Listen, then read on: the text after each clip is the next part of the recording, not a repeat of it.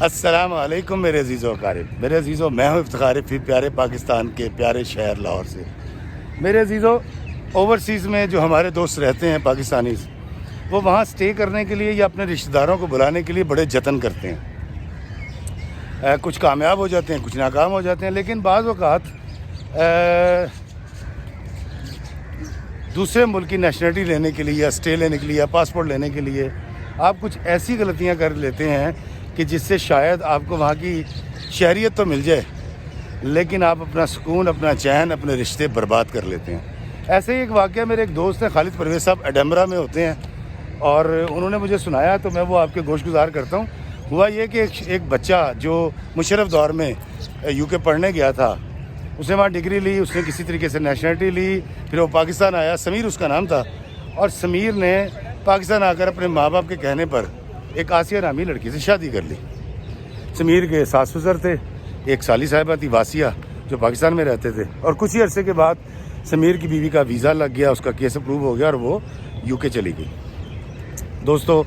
اللہ تعالیٰ نے ان کو بڑی جلدی 2 بچے دیے، اور بڑے خوبصورت بچے سمیر کے ہوئے، اور یہ بڑی خوشحال، بڑی مزے کی زندگی گزار رہے تھے۔ تو ایک دن اچانک پاکستان سے خبر یہ گئی کہ ایک کار حادثے میں آسیہ کے والدین انتقال کر گئے۔ اب آسیہ اور سمیر پاکستان آئے، تدفین کی، اور دلاسا دے کر واسیہ کو دونوں واپس چلے گئے، اور آسیہ نے سمیر سے گزارش کی کہ کوئی اچھا سا رشتہ دیکھے تاکہ یہاں کا یو کے کا نیشنل، تاکہ اس کی بہن یو کے اس کے پاس آ جائے، دونوں بہنیں جمع ہو جائیں گی ایک جگہ پہ، دونوں کا دل بھی لگا رہے گا کیونکہ والدین تو رہے نہیں تھے۔ دوستو، اس نے بڑی کوشش کی سمیر نے، لیکن کوئی ایسا مناسب رشتہ نہ مل سکا جس سے واسیہ کی شادی ہوتی اور واسیہ پاکستان سے یو کے چلی جاتی۔ اس کے بعد جو آسیہ تھی، آسیہ کا موڈ بدل گیا، آسیہ بہت پریشان رہنے لگ گئی، اور اس کا یہ خیال تھا کہ اس کا شوہر جو ہے وہ کہیں دل سے کوئی کوشش نہیں کر رہا، اور یہ چاہتا ہی نہیں ہے کہ اس کی بہن یو کے آ جائے۔ دونوں کے درمیان دوری پیدا ہونا شروع ہو گئی، گھر کا ماحول ڈسٹرب ہو گیا، بچوں کی پڑھائی متاثر ہونی شروع ہو گئی، اور ایک دن سمیر جب گھر لوٹا تو آسیہ نے اس سے کہا کہ میں نے ایک پلان سوچا ہے، اس پلان پر عمل کر کے ہم واسیہ کو پاکستان سے یو کے لا سکتے ہیں۔ تو سمیر نے کہا ہاں جی بتائیں کیا کرنا ہے۔ تو آسیہ نے کہا کہ ہم ایک کام یہ کرتے ہیں کہ ہم کاغذوں میں سیپریٹ ہو جاتے ہیں، سیپریشن اختیار کر لیتے ہیں، اور وہ ڈائیورس جو ہے وہ ہم کونسل میں جمع کرا دیں گے، اور اس کے بعد آپ پاکستان جائیے گا، میری بہن سے نکاح کر کے اس کے ڈاکومنٹس لے آئیے گا، اور کچھ عرصے میں ہم اپلائی کر دیں گے ڈاکومنٹس، اور پھر وہ یو کے آ جائے گی۔ سمیر کو کسی صورت یہ بات ناقابل قبول تھی، سمیر کو اس بات پہ بڑا غصہ آیا، دونوں کا بہت پھڈا ہوا، اور جب گھر کے حالات 2 4 6 مہینے میں بہت خراب ہو گئے، بہت ورسٹ سچویشن ہو گئی، تو الٹیمیٹلی سمیر کو گھٹنے ٹیکنے پڑے۔ اس نے اپنی بیوی کے پلان کے مطابق اس کو ڈائیورس کیا کاغذوں میں، وہ ڈائیورس جا کے انہوں نے جمع کرائی کونسل میں، اور اس کے بعد دونوں سیپریٹ ہو گئے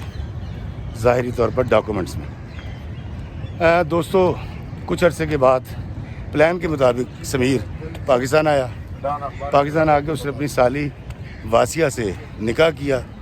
اور اس کے ڈاکومنٹس لے کر یو کے چلا گیا، جا کے سبمٹ کر دیا، اور 2 سال میں اس کا کیس بھی اپروو ہو گیا، اور وہ واسیہ یو کے چلی گئی۔ جب واسیہ یو کے گئی تو کچھ عرصے کے بعد سمیر نے اپنی سالی کو، جو کہ اس وقت اس کے نکاح میں تھی، ڈائیورس کر دیا، اور اس کی جہاں شادی کرنی تھی کر دی، لیکن اس سارے عرصے سمیر اور آسیہ اس کی بیوی اکٹھے رہتے رہے۔ دوستو، ایک روز کسی درس کی محفل کے اندر کسی درس والی باجی نے، جو قرآن اور حدیث کو بہت اچھی طرح جانتی تھیں، ان سے آسیہ نے جب یہ بات ڈسکس کی تو پتہ یہ چلا کہ ان باجی نے اس کو کہا کہ تمہاری تو طلاق ہو چکی ہے، تم نے بے شک ڈرامہ کیا یا تم نے صرف ایک پلان کیا، لیکن تم نے ڈائیورس لکھ کر ہوئی ہے، اور وہ جمع بھی ہو چکی ہے کونسل کے اندر۔ تو جب اس کا حل پوچھا گیا تو پتہ ہی چلا کہ اس کے لیے حلالہ کیا جائے گا، لیکن انہوں نے یہ ان کو بتایا باجی نے کہ حلالہ ایسے نہیں ہوتا، وہ ایسے ہوتا ہے کہ تم کہیں شادی کرو، تمہارا شوہر مر جائے یا تمہیں طلاق دے دے، تب تم دوبارہ سمیر سے شادی کر سکتی ہو۔ اس بات کو لے کر آسیہ جب گھر آئی تو پریشان ہو گئی. دونوں بھی ابھی نے علیحدگی اختیار کر لی. اب شوہر اس سے کہے کہ بھائی میں نے تمہارے کہنے پہ کیا ہے, ہم نے تو ڈرامہ کیا تھا. اور آسیہ اس سے یہ کہتی تھی کہ نہیں تم میرے نزدیک نہیں آ سکتے کیونکہ تم میرے شوہر نہیں ہو. اب آسیہ نے جس نے پہلے ایک پلان غلط کیا تھا, دوسرا پلان بھی غلط سوچا. اس نے سمیر سے کہا کہ تم اپنے کسی دوست سے کہو وہ مجھ سے شادی کر لے اور کچھ عرصے بعد طلاق دے دے, پھر ہم دونوں نکاح کر لیں گے. اس نے حلالے کو بھی وائلیٹ کرنے کی کوشش کی کیونکہ وہ پہلے بھی غلط سوچتی تھی, سیکنڈ پلان بھی اس نے غلط سوچا. تو دوستو, سمیر بیچارہ مرتا کیا نہ کرتا کہ مصداق بچوں کے اور بیوی کے آسیہ کی محبت میں مجبور تھا. اس نے یہ اسٹیپ لیا اور اس نے اپنے ایک دوست سے بات کی, اور جو کہ اسے 10 سال بڑا تھا عمر میں, اور اس نے اس سے نکاح کروا دیا اپنی بیوی کا, سابقہ بیوی کا. اور جب 10 دن کے بعد یا 8 دن کے بعد وہ اس دوست کے پاس گیا اور اس سے جا کے کہا کہ تم آسیہ کو طلاق دے دو, اب میں نے اس سے نکاح کر لوں گا, تو اس دوست نے کہا کہ خبردار, وہ میری بیوی ہے اور ایسی بات دوبارہ مت کرنا. اگر تم نے مجھے تنگ کیا یا آسیہ کو طلاق دینے پہ مجبور کیا یا آسیہ نے مجھ سے طلاق لینے چاہی,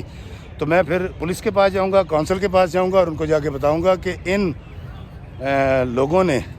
UK گورنمنٹ کا قانون وائلیٹ کیا اور تمہاری نیشنلٹی بھی کینسل کراؤں گا, تمہیں جیل میں ڈلوا دوں گا. خبردار, دوڑ جاؤ تم. دوستو, سمیر وہاں سے واپس آ گیا اور آج صورتحال یہ ہے کہ آسیہ نہ چاہتے ہوئے اس شخص کی بیوی ہے, اس کے ساتھ رہتی ہے, جبکہ بچے سمیر کے پاس آ چکے ہیں اور سمیر ان دونوں بچوں کو پال رہا ہے اور دونوں میں جدائی ہو چکی ہے. اور اگر وہ آسیہ کو اس سے لینا چاہے گا تو یا کوئی زور زبردستی کرے گا یا آسیہ طلاق مانگے گی تو کمپلین ہو جائے گی. کمپلین کی صورت کے اندر سمیر کو اور آسیہ کو